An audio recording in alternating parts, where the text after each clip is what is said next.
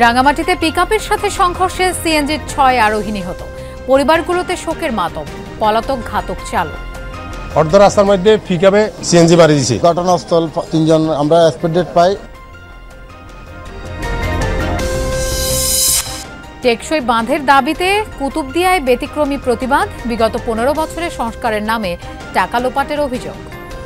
সুন্দর জীবন যাপন করতে পারি এরকম একটা টেকসই বেড়ি পাচ্ছে। বিভিন্ন নেতারা আমাদেরকে প্রতিশ্রুতি দিয়েছে, কিন্তু কোনো কাজ হয়নি। চট্টগ্রামের সরকারি ২ হাসপাতালে অকেজো যন্ত্রপাতির ছড়াছড়ি।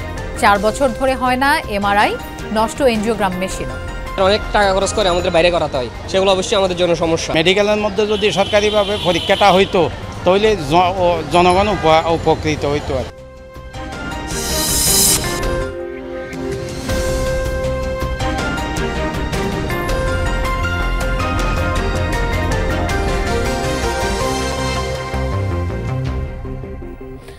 দর্শক দেখছিলেন শিরোনামগুলো, এছাড়াও আপনাদের সঙ্গে থাকছি আমি মৌসুমী আহমেদ লোপা। শিরোনাম দেখছিলেন, এবার যাচ্ছি পুরো খবরে। রাঙামাটির কাউখালীতে কাঠ বোঝাই পিকআপ ভ্যানের সঙ্গে অটোরিকশার সংঘর্ষে ৬ জন নিহত হয়েছে। নিহতরা সবাই অটোরিকশার যাত্রী। কেনাকাটা শেষে বেতবুনিয়া বাজার থেকে ফেরার পথে ভয়াবহ এই দুর্ঘটনা ঘটে। সকাল 10:15টার দিকে পিকআপের সঙ্গে সিএনজি চালিত অটোরিকশার সংঘর্ষ হয় রাঙামাটি চট্টগ্রাম সড়কের উপজেলার বেতবুনিয়া ইউনিয়নের চেয়ারম্যানপাড়া এলাকায়। অটোরিকশায় থাকা ৬ জনের মধ্যে ঘটনাস্থলে ৩ জনের মৃত্যু হয়। অপর ৩ জনকে হাসপাতালে পাঠানোর পর সেখানে চিকিৎসাধীন অবস্থায় মৃত্যু হয় তাদের। সেন্টারিং বাহী একটা পিকআপের সাথে সংঘর্ষে ঘটনাস্থল ৩ জন আমরা এক্সপেক্টেড পাই। বাজার ঘাট শেষ করে সিএনজি দিয়ে যাইতেছে, অর্ধ রাস্তার মধ্যে পিকআপে সিএনজি বাড়ি দিয়েছে। ট্রাকে রং সাইডে গিয়ে মাইরা গাড়ি একদম সিএনজিটাকে বাম সাইডে একদম নিয়ে আসছে, ডাইন সাইডে নিয়ে গেছে। 5 জন যাত্রী ছিল, একজন ড্রাইভার ছিল সিএনজিতে। ওই মুখোমুখি সিএনজির পিকআপটার মুখোমুখি হয়েছিল। নিহতদের মধ্যে অটোরিকশা চালকও রয়েছেন। ময়নাতদন্তের জন্য নিহতদের মরদেহ রাঙ্গামাটি জেনারেল হাসপাতালের মর্গে পাঠিয়েছে পুলিশ। এটা তো পাহাড়ি এলাকা, যার কারণে গাড়িগুলো খুব রাশ চালায়। বিস্তারিত অনুসন্ধান করব। এর মধ্যে আমাদের যে পিকআপ, যে ঘাতক পিকআপের চালক পলাতক আছে, আমরা তাকে ট্রেস করার চেষ্টা করছি। ঘটনার পর পিকআপ ও অটোরিকশা জব্দ করেছে পুলিশ, তবে পিকআপ চালক পলাতক। মামুন রশিদ তৌফি, যমুনা নিউজ। টেকসই বেড়িবাঁধ নির্মাণের দাবিতে প্রতিবাদ কর্মসূচি পালন করেছে কুতুবদিয়ার বাসিন্দারা। শরীরে বিভিন্ন স্লোগান লিখে উপজেলার আলী আকবর ডেইলি এলাকায় ভাঙা বেড়িবাঁধে এমন অভিনব প্রতিবাদ করে তারা। শনিবার সকালে এমন অভিনব প্রতিবাদ ছড়িয়ে পড়লে সামাজিক যোগাযোগ মাধ্যমে বিভিন্ন প্রতিক্রিয়া দেখা যায়। আয়োজকরা জানান, প্রতি বছর বর্ষায় দ্বীপের কোনো না কোনো পয়েন্ট সাগরে করাল গ্রাসে বিলীন হয়। সুপার ডাইক বেড়িবাঁধের আশ্বাস দিয়ে সাবেক সংসদ সদস্য দ্বীপের মানুষের সাথে প্রতারণা করেছে বলে অভিযোগ করেন তারা। দীর্ঘ ১৫ বছরে আওয়ামী লীগ সরকারের ক্ষমতায় বেড়িবাঁধ সংস্কারের নামে শুধু লুটপাট হয়েছে বলে দাবি আন্দোলনকারীদের। তাই বর্তমান সরকারের কাছে সেনাবাহিনীর ইঞ্জিনিয়ারিং কোডের মাধ্যমে টেকসই বেড়িবাঁধ নির্মাণের আহ্বান জানায় দ্বীপবাসী।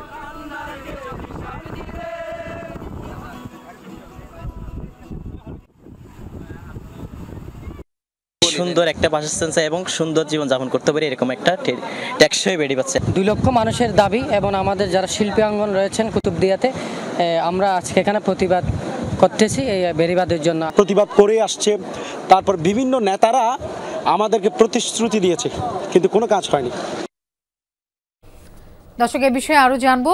আমাদের সাথে কক্সবাজার থেকে যোগ দিচ্ছেন এহসান আল কুতুবী। এহসান, বাঁধের দাবিতে কর্মসূচি এখনো চলছে কিনা, সবশেষ কি অবস্থা দেখছেন একটু জানতে চাই।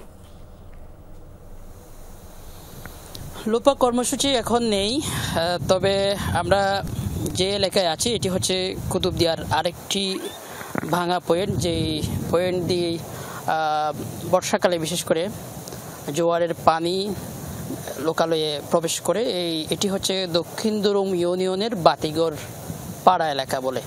তো এই জায়গায় যে আমরা দেখছি কিছু এলাকা বেড়িবাঁধ দেওয়া হয়েছে, আর কিছু এলাকায় একেবারে কোনো বেড়িবাঁধ নেই বললেই চলে। বেড়িবাঁধ যে ছিল সেটাও বোঝা যাচ্ছে না, একেবারে অস্তিত্বহীন, যার কারণে জোয়ারের পানি যে কোনো মুহূর্তে, অর্থাৎ বর্ষাকালে বিশেষ করে যখন পানি 3 ফুট 4 ফুট বৃদ্ধি পায়, তখন কিন্তু জোয়ারের পানি লোকালে প্রবেশ করে এবং মানুষের চাষবাস থেকে শুরু করে মানুষের ঘর বাড়ি নষ্ট হয়, ফসল জমি নষ্ট হয়।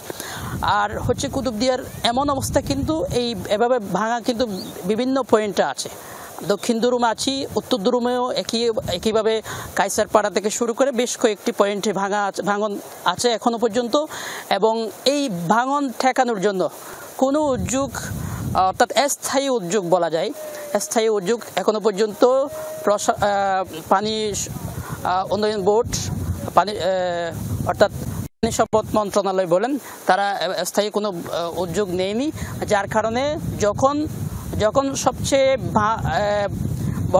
অর্থাৎ যখন সবচেয়ে বেশি পানি ভেতরে প্রবেশ করে বা ভাঙন দেখা দেয়, তখন কিন্তু তারা জরুরি ভিত্তিতে কিছু কাজ করে যেগুলো স্থায়ী হয় না। এবং যার কারণে এভাবেই কিন্তু চলে আসছে যুগের পর যুগ, বছরের পর বছর।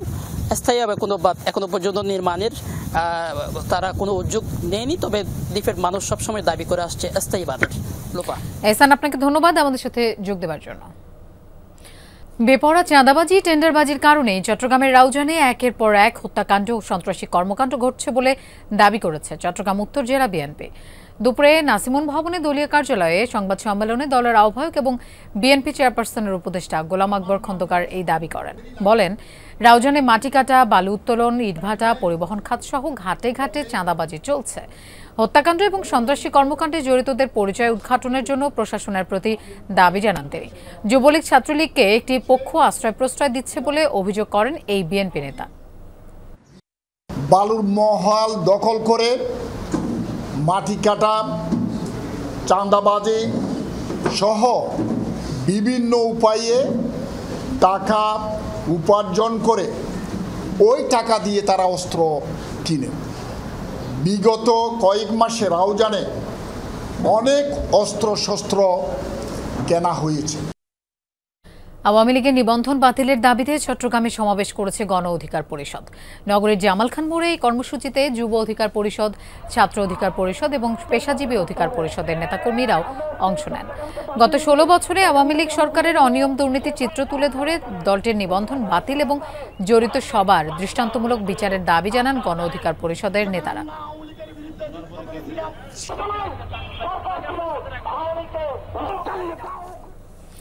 অকেজো সব যন্ত্রপাতির ছড়াছড়ি চট্টগ্রামের সরকারি 2 হাসপাতালে। মেডিকেলে এমআরআই সেবা বন্ধ 4 বছর। এনজিওগ্রাম এবং ডেমোগ্রাফি মেশিনও নষ্ট। রোগ নির্ণয় পরীক্ষার সব যন্ত্র অচল থাকায় বিপাকে পড়েছে রোগীরা। দালালরা তাদের পাঠাচ্ছে বেসরকারি ল্যাবে। সিফাতুল ইসলাম জাবেদের তোলা ছবিতে আরও জানাচ্ছেন মামুনুর রশিদ অভি। প্রায় 4 বছর ধরে বন্ধ চট্টগ্রাম মেডিকেল হাসপাতালের এমআরআই সেবা। জটিল রোগ নির্ণয়কারী আধুনিক এই মেশিন নষ্ট থাকায় বাইরে থেকে দ্বিগুণ ও 3 গুণ দামে পরীক্ষা করতে হচ্ছে রোগীদের। একইভাবে 3 বছরের বেশি সময় ধরে বন্ধ রেডিওলজি ও ইমেজিং বিভাগের ম্যামোগ্রাফি মেশিন। স্তন টিউমার, ক্যান্সার সহ নানা রোগ নির্ণয়ের এই মেশিন নষ্ট পড়ে থাকায় বিপাকে রোগীরা। এক্সট্রাগুলো আমরা এখানে করাতে পারি না, করাতে হয় বাইরে, যেটা আমাদের অনেক টাকা খরচ করে আমাদের বাইরে করাতে হয়। সেগুলো অবশ্যই আমাদের জন্য সমস্যা। বাইরে যদি টেস্ট করতে হয় তাহলে তাদের দেখা যায় অতিরিক্ত খরচ হয়, যেটা দেখা যায় ওদের জন্য খুবই কষ্টকর হয়। মেডিকেলের মধ্যে যদি সরকারিভাবে পরীক্ষাটা হইতো তাহলে জনগণ উপকৃত হইতো আর কি। সুপার কন্ডাক্টিভ ম্যাগনেটের যে কুলিং পার্ট, কোল্ড হেড এবং কম্প্রেসার, এগুলো একটু প্রবলেম ছিল। হৃদরোগ নির্ণয়ে অত্যন্ত জরুরি এনজিওগ্রাম মেশিনও নষ্ট পড়ে আছে গত প্রায় 4 বছর ধরে। সচল আছে একটি, সেটির শিডিউল পেতে সময় লাগে 1 মাস পর্যন্ত। বাইরে পরীক্ষায় খরচ পড়ে 2 থেকে 3 গুণ বেশি। প্রতিদিন আমাদের 15 থেকে 20টা এনজিওগ্রাম, তার সাথে স্ট্যান্ডিং থাকে, পেসমেকার, টিপিএম থাকে, যার কারণে রোগীদের একটা শিডিউলে পড়তে হয়। অনেক বেশি এনজিওগ্রাম রোগীর শিডিউল থাকে। আমাদের 2টা ক্যাথল্যাবের মধ্যে একটা ক্যাথল্যাব অনেকদিন ধরে কাজ করছে না বিদায় আমাদের একটা ক্যাথল্যাব দিয়ে কাজ করতে অনেক হিমশিম খেয়ে যেতে হচ্ছে। সরকারি হাসপাতালে অচল এসব যন্ত্র সারাতে নেই কার্যকর উদ্যোগ। ম্যামোগ্রাফি মেশিন এটা রিপেয়ার পর্যায়ে আছে, এটা আমরা অলরেডি ওই একটা পার্টস পাওয়া যাচ্ছে না, ওটা বিদেশ থেকে আনতে হবে। 2টা এনজিওগ্রাম আছে, 2টার মধ্যে একটা অচল, একটা সচল আছে, আর একটা এনজিওগ্রাম আমরা ইনশাআল্লাহ পেয়ে যাব। আরেক সরকারি হাসপাতাল চট্টগ্রাম জেনারেল হাসপাতালের চিত্রও একই। রোগ নির্ণয় পরীক্ষার বেশিরভাগ যন্ত্র অচল। আমরা একটা বিড়ম্বনার মধ্যে পড়ি, কারণ যেসব সিরিয়াস পেশেন্ট আসে তাদেরকে তো এমআরআই করতে হয়, বিশেষ করে যারা স্ট্রোকের পেশেন্ট বা এই জাতীয় যে পেশেন্টগুলো, কিন্তু এমআরআই মেশিন 2019 থেকেই নষ্ট।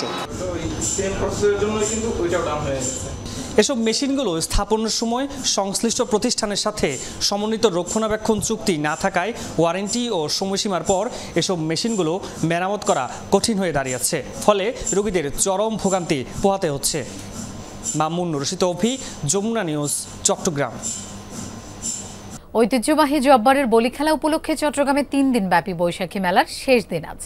তীব্র গরমের মধ্যেও ক্রেতা সমাগমে মুখর ছিল জমজমাট এই মেলা। শেষ মুহূর্তে বেচাকেনাও তুঙ্গে। হরেক পণ্যের পসরা নিয়ে এবারও দূর দূরান্ত থেকে এসেছে বিক্রেতারা, তবে দাম চড়া বলে অভিযোগ ক্রেতাদের। বেলা 12টায় চট্টগ্রামের লালদিঘি এলাকায় তাপমাত্রা যখন প্রায় 36 ডিগ্রি সেলসিয়াস, তখনও বৈশাখী মেলায় মানুষের এমন ভিড়। ভোর থেকে মধ্যরাত পর্যন্ত এভাবেই ক্রেতা সমাগম থাকে মেলায়। মিলছে গৃহস্থালী সব পণ্য, মাটির তৈরি তৈজসপত্র, বাঁশ ও বেতের আসবাবপত্র, খেলনা, জুয়েলারি, শোপিস, খাদ্যদ্রব্য সহ হরেক রকম সামগ্রী। দেশের বিভিন্ন স্থান থেকে এসেছেন ব্যাপারীরা। বেচা বিক্রি তো অনেক ভালো হয়েছে, আজকেও থাকবো আর প্রচুর লোক জমাইতে হয় বিদায় আপনার দোকানপাট অনেক হয়, বেচা কেনাও ভালো হয়, এই জন্য আমরা এখানে আসছি। বেচা কেনা ভালো আসছে, ফরিদপুর থেকে আইছি আমরা, মোটামুটি খারাপ চলে না।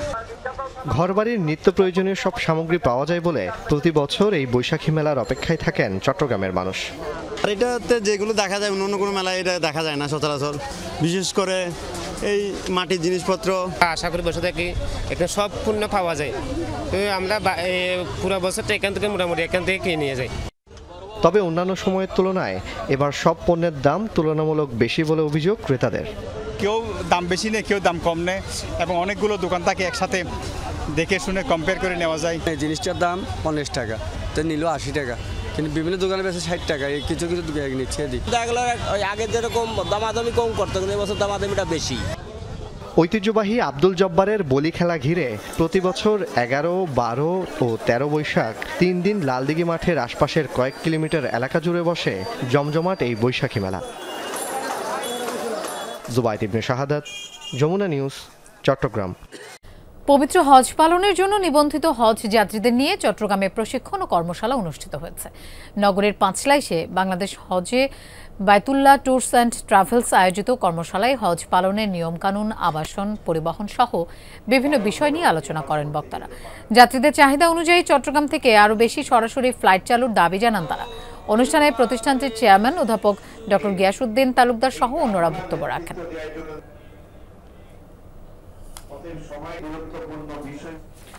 দৈত্যাকৃতির এক মাছ নিয়ে তোলপাড় চট্টগ্রামের সাগর পার। ওজন 155 কেজি, নাম ভোলপোয়া।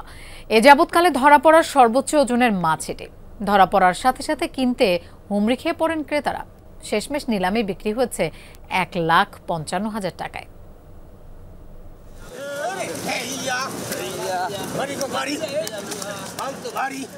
155 কেজি ওজনের মাছটির নাম ভোলপোয়া।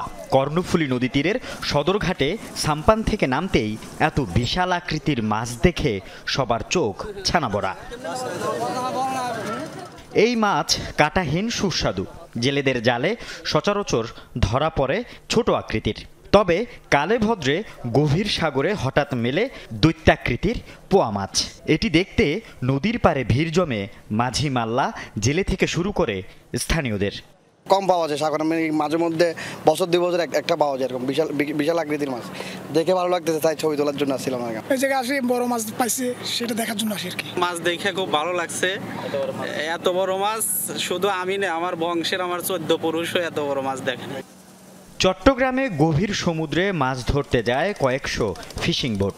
2-4-5 বছরেও অনেকে পান না এত বড় মাছ। ভাগ্যটা ভালো থাকে উনি পাই, এটা বছর 3 বছর একবার পাই, এটা পাই ছোটখাটো, কিন্তু এত বড় মাছ পাই না। আমরা যাদের থেকে আনছি আনার পর বিক্রি করে দিছি। অনলাইনে মাছটির ছবি দেওয়ার পর কিনতে আগ্রহ দেখান অর্ধশতাধিক ব্যবসায়ী। নিলামে সর্বোচ্চ 1,000 টাকা কেজি দরে 1,55,000 টাকায় মাছটি কেনেন সদরঘাটের এই ব্যবসায়ী। যখন পাওয়া যায় আমরা আগে আমাদেরকে ফোন দেওয়া হয় এই মাছের রেট জিজ্ঞেস করে, তারপর আমরা যখন বলি তখন জাহাজে টেন্ডার হয়, টেন্ডার হওয়ার পরে যে সবচেয়ে বেশি বা হাই রেট দিবে সে তখন এই মাছটা ক্রয় করতে পারবে। যেমন অনেকেই টেন্ডার দেওয়ার পরে এই মাছটা আমি পাইছি। তিনিও বিক্রির জন্য অনলাইনে দেওয়ার পর 2 থেকে 4 কেজি করে কেনার জন্য অর্ডার আসছে দেশের বিভিন্ন অঞ্চল থেকে। গেল 2 মাস আগে 142 কেজি ওজনের ভোলপোয়া ধরা পড়েছিল কক্সবাজারে। আল আমিন শিকদার, যমুনা নিউজ, চট্টগ্রাম। দর্শক, এই ছিল আজকে চট্টগ্রামের আয়োজনে। আর এতক্ষণ সাথে থাকার জন্য ধন্যবাদ সবাইকে।